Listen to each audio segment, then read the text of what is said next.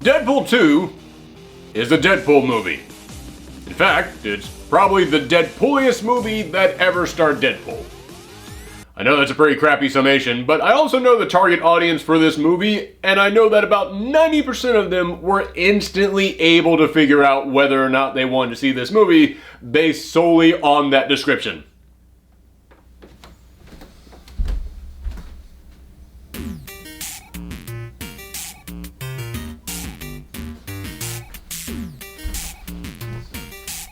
Oh, hey, you're still here. Yeah, sure, I can keep talking, why not? If you saw the first Deadpool, then honestly the best way I can sum this movie up is by saying it stays true to the original. It doesn't feel like the first movie is all they still had plenty of humor and ideas for the sequel.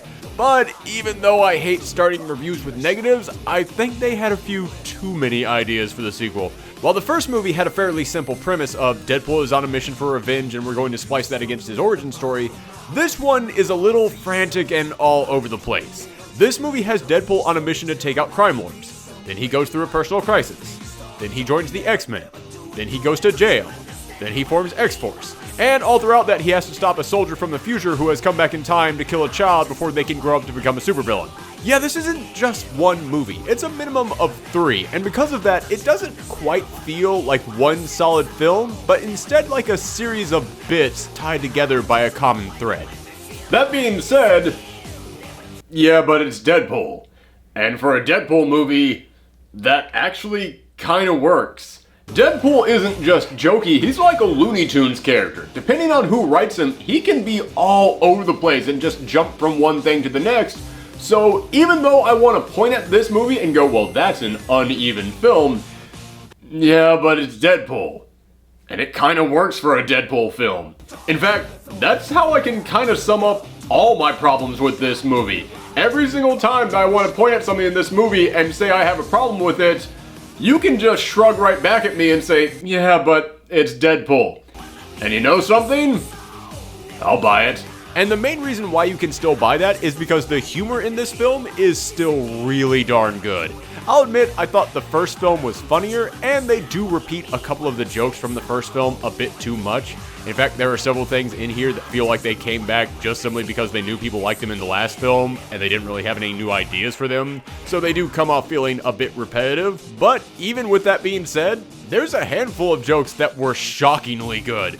There's several times that a joke was so smart in a meta sense, yes, I know I sound like a hipster for saying that, I'm sorry, that I actually had to stop and think, was that even meant to be a joke? Because it worked on multiple different levels that left me very impressed. But even more than the humor, to me, the big appeal of this film is the action scenes. In fact, that's one thing I can point at in this film and say it is definitely better than in the previous movie, because the last movie didn't have that giant of a budget, but here, they got the money to play around and they use it. The action in here is amazing, really taking advantage of practical martial arts combined with crazy superpowers and special effects. In fact, there are several sequences involving Domino and her special luck powers, where the entire stage was turned into a Rube Goldberg series of deadly crashes and explosions that will leave you sitting there wondering, who the heck thought every step of that out? And speaking of Domino, I personally think she is the breakout star of this movie, and if Fox holds on to the X-Men rights, because at this point, who even knows what's happening with that, I can totally see her gain her own spin-off movie, because she has got this great go-with-the-flow attitude to everything that matches her powers perfectly. When she's walking through chaos without caring because she knows her luck powers have her back, all I could think was, I really want to see this character stick around. And of course, everyone wants to know about Cable, and the best thing that I can say about Josh Brolin as Cable is it's Cable. They nailed him. The grit, the intensity, everything that you want in Cable's personality is here on full display. And as you can see in the trailers, he's going to sort of be the villain of this movie, and he succeeds. I mean, I don't have to tell you how the guy who played Thanos can be menacing, but the big question going into this film was, how well would he fit into this movie? How well would the super serious Terminator from the future play off the quick quipping Deadpool? Surprisingly well. Cable should serve as the straight man to Deadpool's clown, and Josh Brolin does that exceptionally well. Now, of course, the last big new characters to talk about in here are the cast members of X-Force, because Fox for the longest time has wanted X-Force to spin off and be its own thing, So you better believe they've been promoting the heck out of the fact that this is where X-Force is finally making its debut. Now, I will say, I have some complaints with this interpretation of X-Force that I actually share with all the Fox X-Men films, that I don't really believe you get enough time to get to know any of these characters. But while I really hold on to that complaint with the other X-Men films, because I feel like that was important there, here, it almost kind of works. Like, it almost feels like they took that and made it sort of a commentary on the other X-Men films. They turned it into a really great gag. And even beyond that, I'll say X-Force has one of the best moments in this entire film.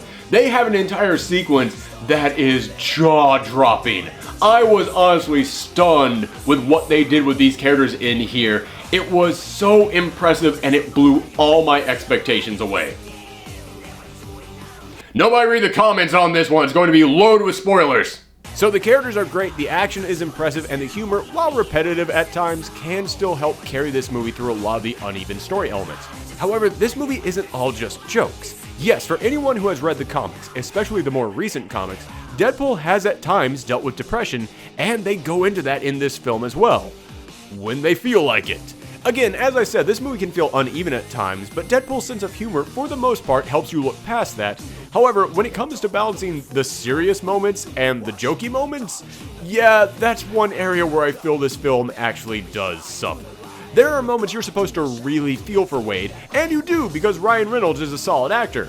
But then you'll stop yourself and say, wait, didn't we just have a ball joke 30 seconds ago? Then, 30 seconds later, there will be another ball joke, and you'll laugh. Only to stop and think, wait, weren't we just talking about Deadpool being depressed a couple seconds ago?